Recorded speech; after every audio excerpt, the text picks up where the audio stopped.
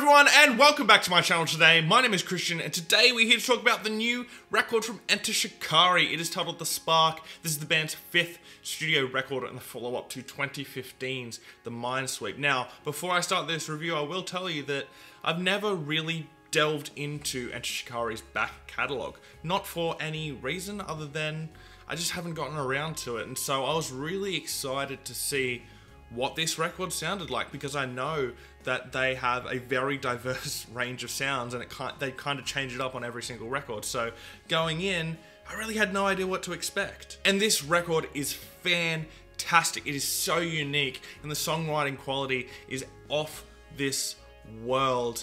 And I'm not surprised. Enter Shikari have been known for a long time as one of the best bands on the planet, and on this record, they prove that. This record has a wide range of different sounds thrown into it, from straight up pop to heavy breakdowns to really soft emotional passages.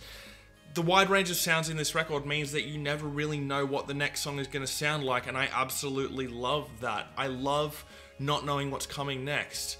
And that's something that this record pulls off perfectly. This record keeps you guessing, and after the first time listening to it, you just want to go back again and again and again. Live Outside was the first single released from this record, and I'll tell you, on first listen, I thought it was okay, but it's amazing what context does, because within the context of this record, this track is fantastic. The chorus is one of the biggest moments on this entire record, and I can see it becoming a huge moment live. I love how Rabble stays in the lower octave for the majority of this track, and then in the final chorus jumps up that octave and makes that final chorus sound even bigger. Something else that I'm a big fan of on this track is the guitar work, especially in the chorus. It's really laid back, subtle, and intricate. It's not all that flashy, but it does an amazing job of making the choruses sound huge. The songwriting skill shown on this record is second to none. Sure, it's great to see a band throw so many different sounds into a record, but without the songwriting skill there, it would just sound messy and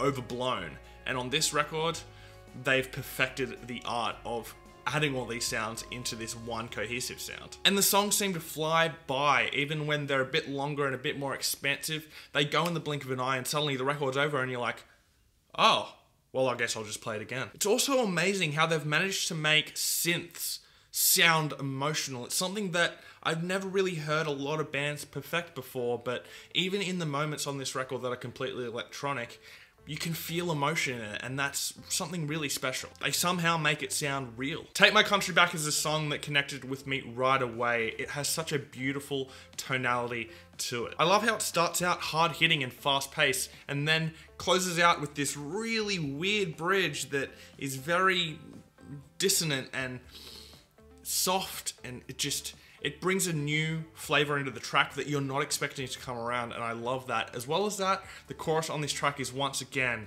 absolutely huge. There are hooks all the way throughout this record, but on this track, again, I can see this chorus being one of their biggest moments live from here on out. The drumming on this record is absolutely fantastic, but let me first get into the sound of the drums. I think on any other record, I would have felt like the drums were a bit hollow and got a bit lost here and there, but I think for the sound of this record, they work perfectly. You want them to have that grit there to add that realness to the record. If they were too polished, this record may feel a bit too clean. And as I said, the actual performance of the drums is fantastic. There's so many flourishes coming in and out of sections all the way throughout the record, and it adds so much impact to those songs. Rabble Rouser has a great sound to it. I love how it's pretty hard hitting with the guitars. They're a bit heavier, and then there's this hip hop influenced verse by Rabble, and then you get to the chorus and it's completely different. It sounds like a hook that would have come out of a Justin Timberlake record. The stripped back instrumentation in the chorus really allows those vocals to come through, and that chorus is really one of my favorite moments of the entire record, and this one will be really interesting to see how it translates live, because it is so subtle. It's not subtle. It's stripped back, and so it'll be interesting, considering they're playing arenas in the UK, how they sound in an arena. The guitar playing is something that is a bit more downplayed on this record. It's not in your face the whole time. The playing is a lot more intricate and a lot more subtle, and I really appreciate the restraint used by the guitar players. Of course, you have the heavy riffs here and there, especially on a track like Shinrin Yoku, which has a great riff leading it out, but the guitars on this record are really there as more of a supportive role, and I really like that approach to it. An Ode to Lost Jigsaw Puzzles is probably my favorite track on this entire record, and is probably the most emotionally charged track on this album. I really love Rao's performance on this song. He sounds so emotional, and you can hear him breaking down at the end of the track, and it's just a really special moment. I really love the use of orchestration all the way throughout this track. It adds this grandiose feel that is just such a great accompaniment to this song. This track is also one of the longest songs on the record, but again, it doesn't feel it. This is one of those tracks that if you're doing something while you're listening to it, as soon as it comes in, you're going to want to stop everything you're doing and just stand there and listen to it.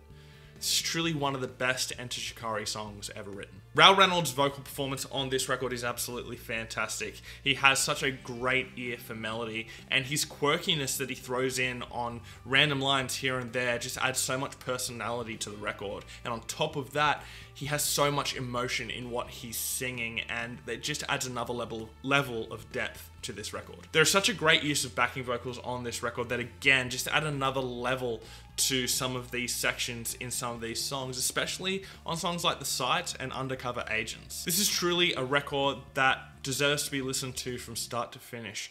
It is a true journey, and one that I would recommend everybody go on. Overall, I think this record is absolutely fantastic. Once again, shows why Enter Shikari are one of the best bands on the planet, and is going to make me, for the next week, just listen to all of their records. My top 3 tracks are going to be Take My Country Back, Rabble Rouser, and An Ode to Lost Jigsaw Puzzles, and I'm going to give this record a 4 out of 5. Anyway, what did you guys think about the record? Let me know your thoughts and opinions down below in the comment section. Did you like the record? Did you not like the record? Let me know down below. We're here to have a conversation about music, so let's do that. But if you're just going to fill up the comment section with hate and insults, just know I'm going to read your comments and love how pathetic your life is. Anyway, thanks for watching my video today, guys. Please hit subscribe down below, and I will see you next time. Fresh Currents. This escalates quickly. Are you kidding me?